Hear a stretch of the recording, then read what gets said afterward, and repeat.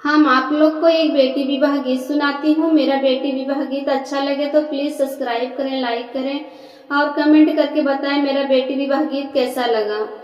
हाथ जोड़ी बेटी पूछे सुना मोरे बाबा, अरे कैसन कारी तेरी वाजरे लालनवा। हाथ जोड़ी बेटी पूछे सुना मोरे बाबा, अरे कैसन कारी तेरी वाज। माया के कोखिया में दुई रे लालनवा, एक बहिना एक भाई।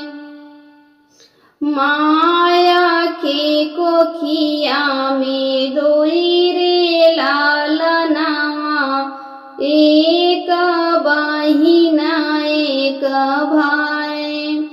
भैया के भय पे बाजे बाजनवा, अरे बेटी भय मनवा उदास।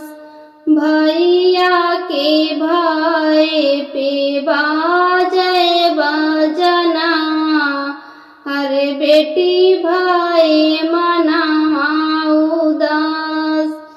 बेटा के रखा बाबा अपनी महलिया, बेटी के भेजा दूरी देश। बेटा का रखा बाबा अपना महलिया, बेटी के भेजा दूरी देश। काहे के बनल पापा ऐसन दुई रीतिया, काहे के ऐसन भेद भाव। नहीं मोरे बेटी हो ऐसन दुई रीतिया, नहीं बाटे कौनो भेद भाव। नहीं मोरे बेटी हो ऐसन दुई रीतिया, नहीं बाटे कौनो भेद भाव।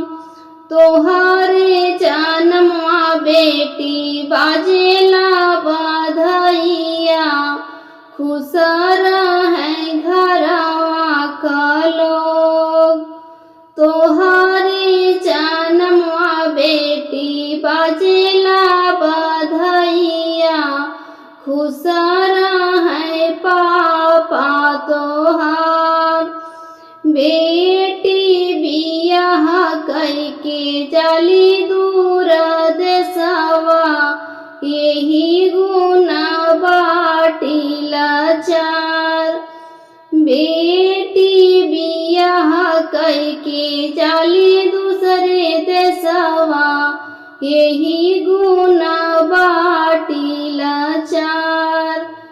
अपना बेटी दूसर घरवा में जाली, इहे हउए रीति रिवागिया का बोलिया पियारी लागै बाबा, अरे जोगिया के साथे हम जाबै रे लालनवा।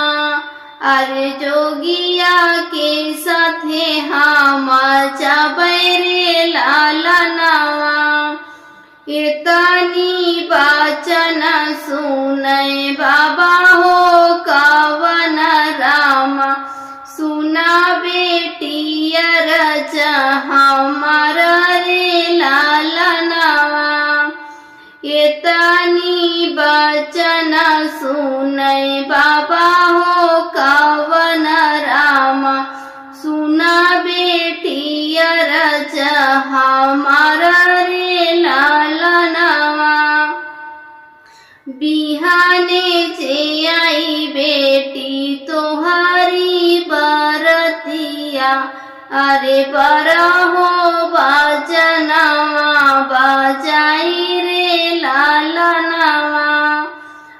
अरे बरहो बजनवा बाजाई रे लालनवा तोहारे जे ससुरु बेटी पूछिए जे बतिया अरे कवनाई दे जवाब रे लालनवा तुहारे जे ससुरु बेटी पूछिए जे बतिया अरे कवना दे जवाब रे लालनवा कैसे मुहावा देखाई मोरे बेटी अरे कैसे के रही मोर इज्जत लालनवा इतनी बचन सुनी बेटी हो कवन